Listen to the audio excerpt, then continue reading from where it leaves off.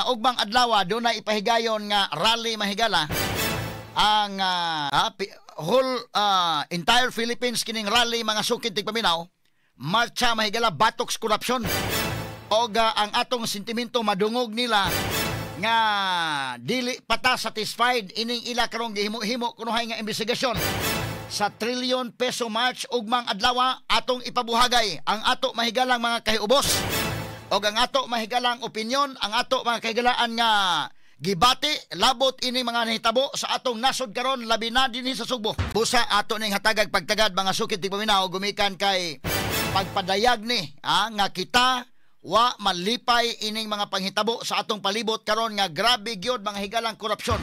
Straight to the point. Labi na mga higala ang flood control projects nga ang grabing korupsyon sa 2023, 2024 og hangtod karon.